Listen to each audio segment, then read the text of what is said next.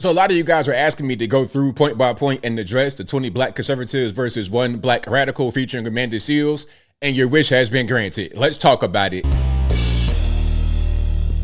How's everybody doing? My name is Anthony Brian Logan, and today I bring you a reaction to the 20 black conservatives versus one black radical video from Jubilee featuring Amanda Seales, which I am also a part of. Now, I gave you my personal opinion about how things went in the short video, and if you have not seen that, I will link to it in the box. But in this video, we're going to get to some of the individual points that were made from Amanda to me and the other conservatives who were on the actual panel. And before I go any further, let's just jump straight into it.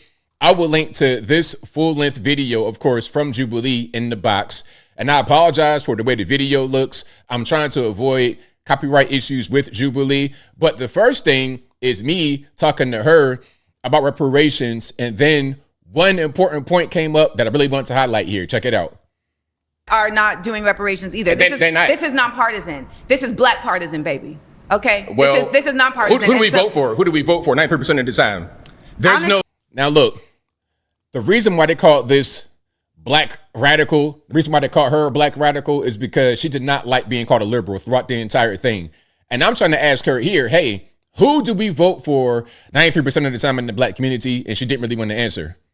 There's no incentive. To be quite honest, you're not talking to a Democrat. You're talking to a radical. Okay, but let's land this plane very quickly. Who do we vote for? Let's land this plane quickly. Who do we vote for? You're talking to a radical, not a Democrat. Okay, and you are your own person. Let me tell you something now. I don't know what they told you, but if they told you that cutting me off is how we're going to get clicks, stop it now. Oh, no.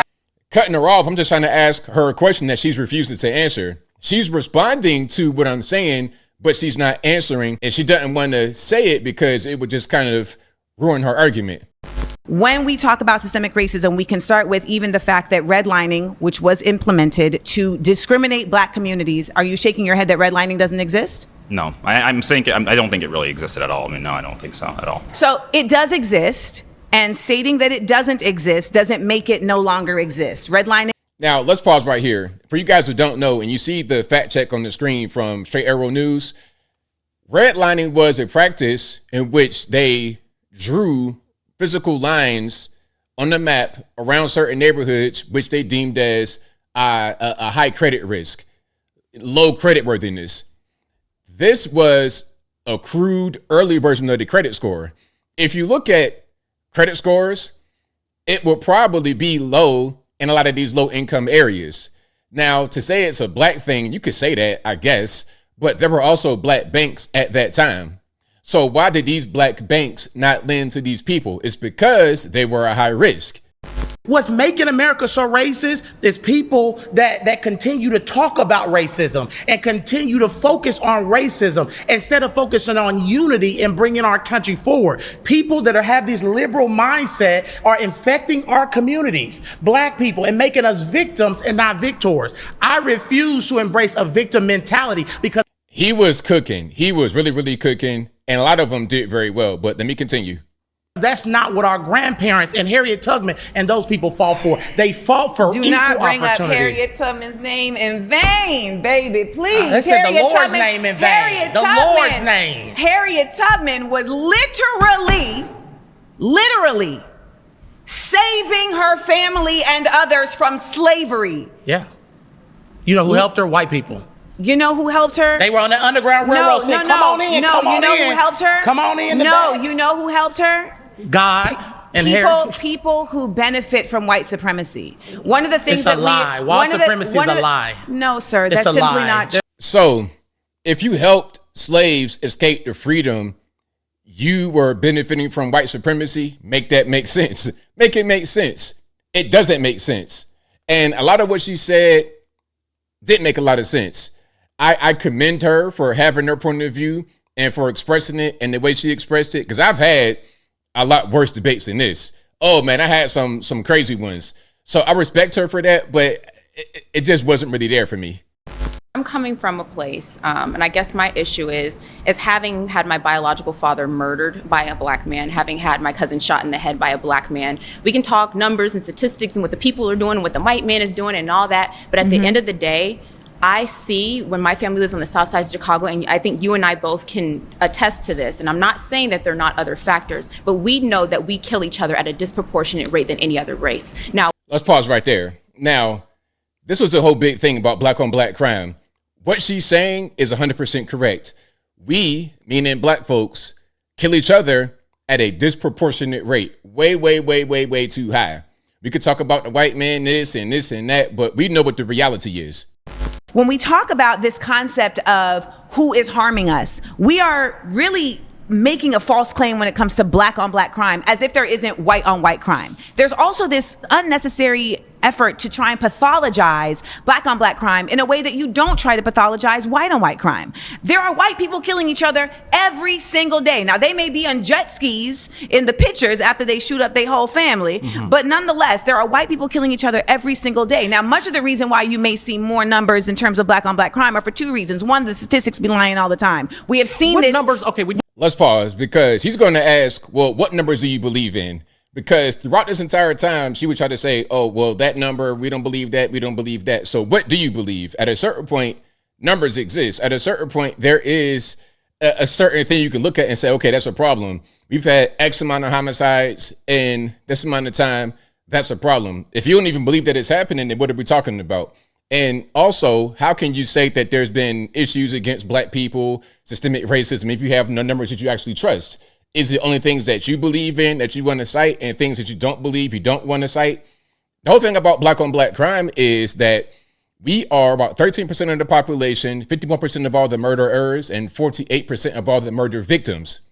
We are disproportionate in the killers and the victims because we kill each other at a very disproportionate rate. That's just a fact. Anything you hear to the contrary is false.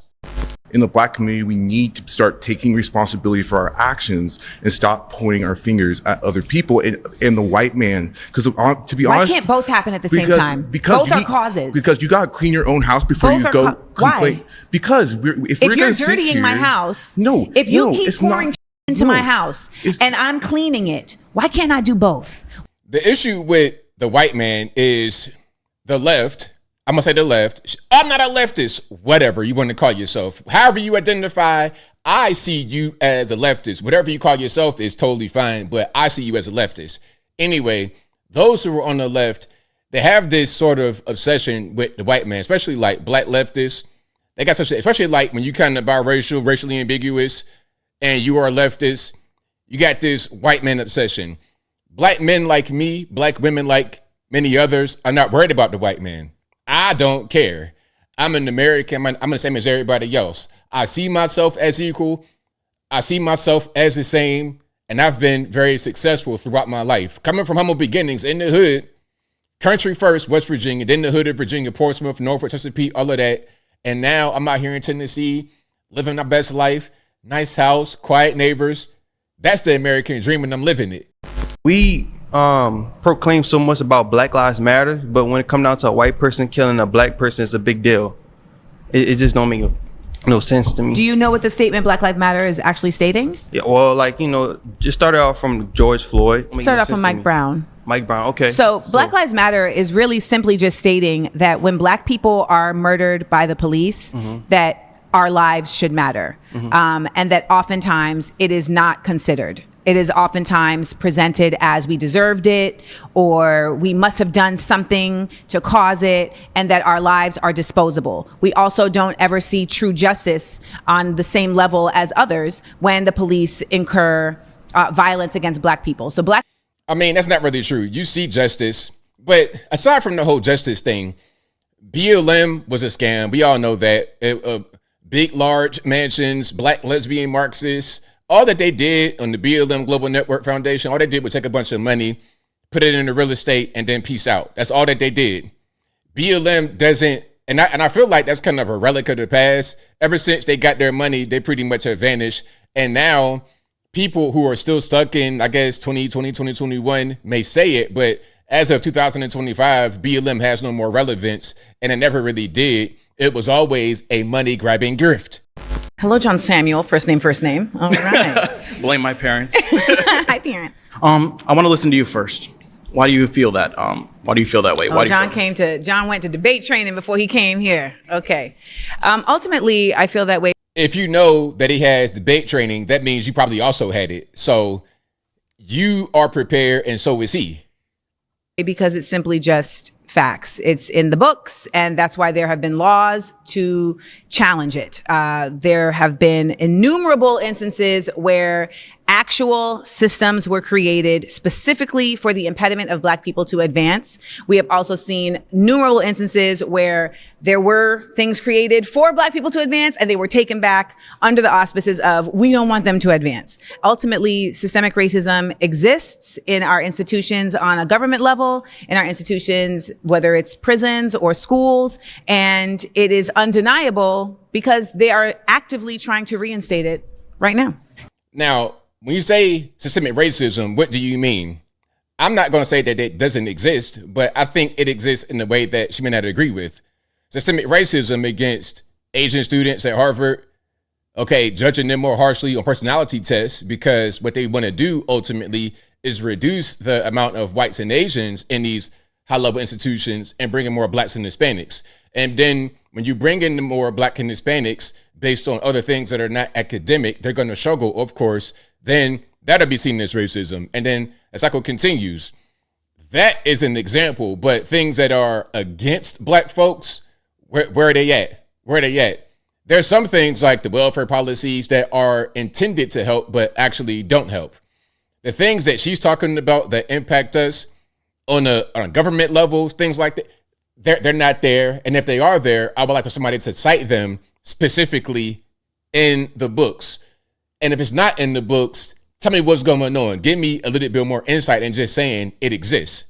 We have to be honest, Amanda. When Well, Indians as a fellow daughter of an immigrant, Okay. right? So my mother's from Grenada. My mother did come here and was able to work and was able to get green cards Props for to folks. her. So shout out to my mom. There's a very big difference in growing up somewhere and coming from a place where you are the majority and where your people are running the show than being somewhere where your people have been subjugated the entire time your people have been But your here. mama came here and she wasn't the majority, so how No. did she succeed? She succeeded because she came here with the fortitude of coming from a place. Her resilience, right? No, but And she had her village. Let me say what I'm saying. Okay, I'll let you unpack. If we don't acknowledge divide and conquer in the United States, we are having a pointless conversation. I agree. So Amanda's mom is from Grenada, came to the USA as a quote unquote Black woman, barely, and she was able to succeed. So where is the excuse for her? Where is the excuse from her? Ain't none. She came over here, worked hard, just like anybody else can in the good old US of A. We live in a nation that has actively pedestaled white people. Can we all agree on that? That we In the past, we can't. in the Okay, past, in the but past, not currently, in the past. but not currently. So, okay. Nobody agreed with her on that. She thought she was gonna get somebody on her side. Nobody agreed with her on that. That was funny.